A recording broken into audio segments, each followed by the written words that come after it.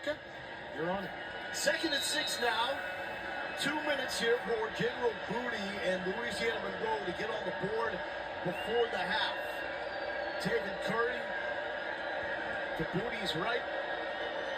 Booty will roll that way. Throwing, high throw. It was going to be a tough one, but Tyler Griffin could not get there. Andrew Makuba, who got trucked a moment ago by Julian Nixon, is there for the defense. He is surprised. The Texas coaches. Nick Wachowski said, we knew that he was going to be good, but he's even better than I thought he would be. Yeah, being able to acquire a guy like Andrew Makuba with Welcome back to the Daryl K. Royal Texas Memorial Stadium. Right before we got into this, it was a two-minute timeout. And right before they say they're coming up at halftime, you can watch the live performance of the Texas Show Bowl of the Southeast on SC Network Plus. It's starting streaming now on the ESPN app. Wow. This is kind of pretty brand new. We're not going to be watching this like tomorrow or whatever we like. Is able to force the running back all the way back. General Booty has to step up into the pocket. And then Leonga Lafau, he sees his opportunity in this moment. He fires, brings down the young man. That brings up 4th and 9 for the Warhawks offense. Linebacker spot, it's not been the deepest in the past. Guys like LaFau bringing a lot behind David Binda and Anthony Hill, the regular starters. So 4th down. And the Warhawks will just try to get on the board. Bringing out Max Larson for the 34-yard attempt.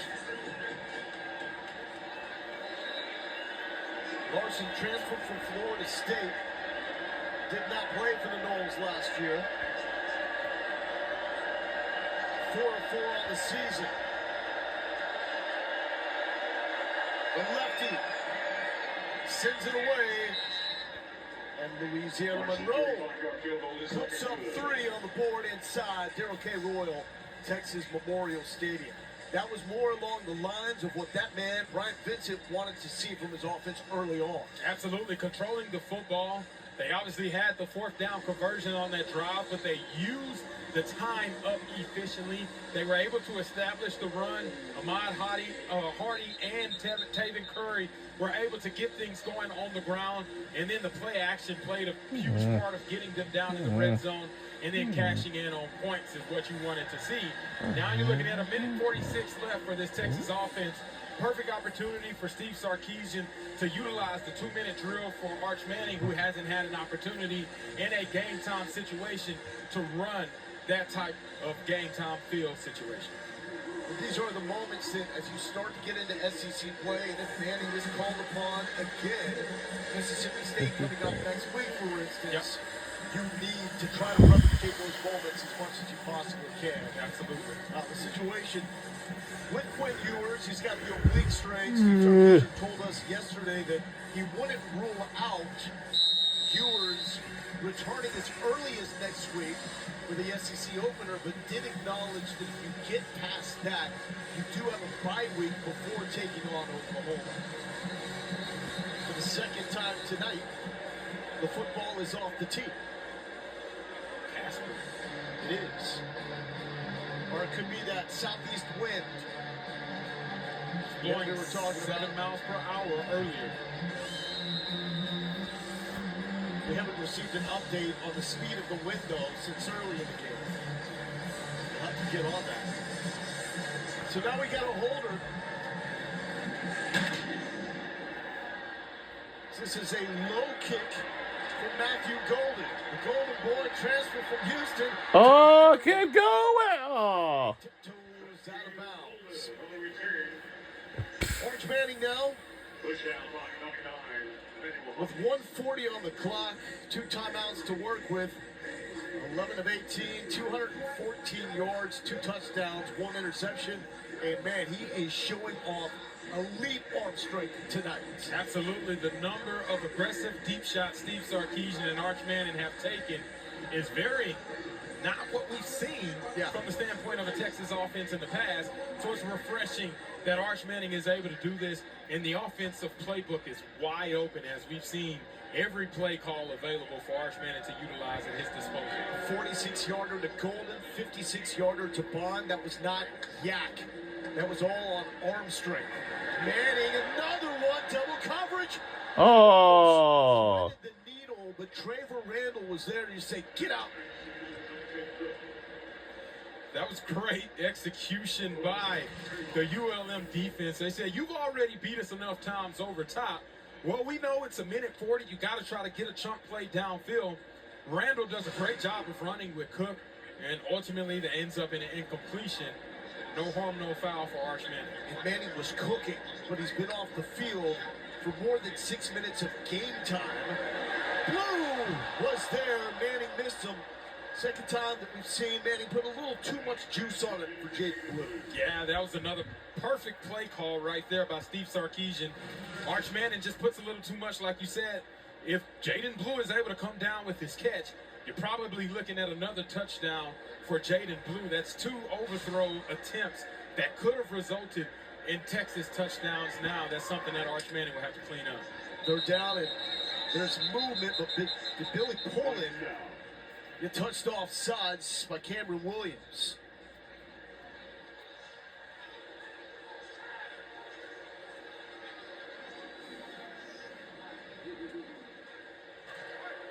Offside, defense, number 5, entering the neutral zone, causing an offensive player to react. 5-yard penalty, still third down. That's exactly what happened. The electric pass rusher, Billy Poland, jumps. Cam Williams. Hand on the helmet. Yep, I got you. The game within the game right there, but easy way to pick up free 5 yards. It's Now, Arch trying to have a swing right at it. Still with a minute 29 on the clock. A lot easier to manage. 5 for 5 on third down. Manning goes to the progression. Oh! Oh, no. Right at Williams. First-year transfer from Delta State. Wow. Coming up with the second interception of his season and the second pick against Manning for this Warhawks defense tonight. What happened? Yeah, this defense has shown they can get takeaways. The ball comes in a little bit high and hot for Jaden Blue. That's one play and a catch that I feel like Jaden Blue can make. But we know tips and overthrows, whenever you're throwing them in the middle of the field, they usually end up in interceptions. And Wyatt Williams does a great job of being at the right place at the right time. Now you're looking at this ULM offense that just had some success a drive before. Texas's defense tired after being on the field all last drive. How do they respond? A minute 21 left, and ULM has one timeout. That honestly looked like a quarterback that just got cold from being on the sideline that long. Credit the last drive for ULM. One-on-one. And 5 coverage there by Malik Muhammad.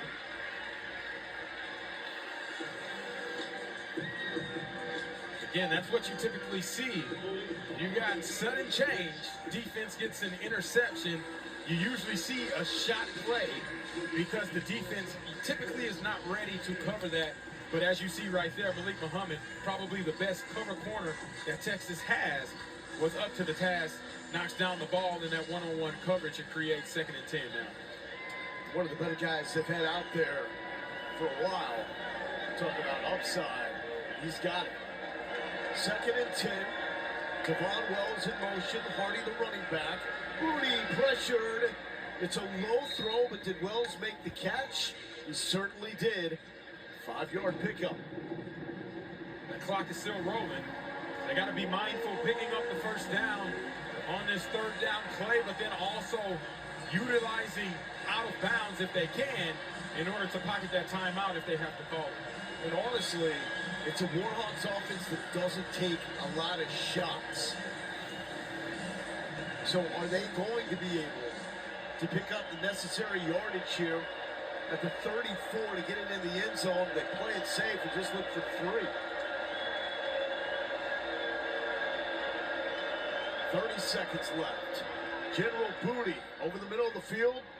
And a good second effort by Devon Wells. If he didn't have it initially, certainly got it on the. We got second 20. We got 23 seconds left to go They in the second cannot quarter stop before for a halftime. moment for the chains to be reset, but they've got to be ready to go. Clock is now running, 20 seconds left. Warhawks can call one more timeout. There's got to be urgency at play here. So, and after the second quarter, and we know what to do, as we'll be. Booty. One-on-one again, overthrowing Javon Campbell. Gavin Holmes is there. And we'll 3 switch over to seconds the left. SEC Network Plus for this Timeout.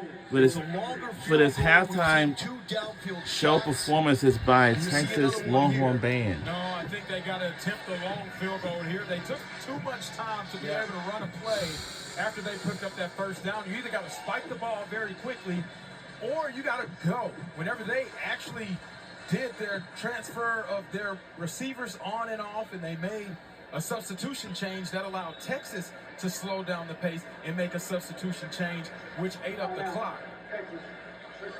And now you see Texas call a timeout to be able to make sure they got the right people out there. Possible opportunity to ice the kicker. Tonight, SEC football final with Dari Noka, Chris Doering, and Benjamin Watson. We'll take you through the biggest stories of the day and break down all the SEC games. Tonight, 11 Eastern, 10 Central on the SEC Network and ESPN app. This is surprisingly, honestly, become one of the games of the week. And that really happened when Quinn Ewers went down in the second quarter last week against UTSA with the oblique strain.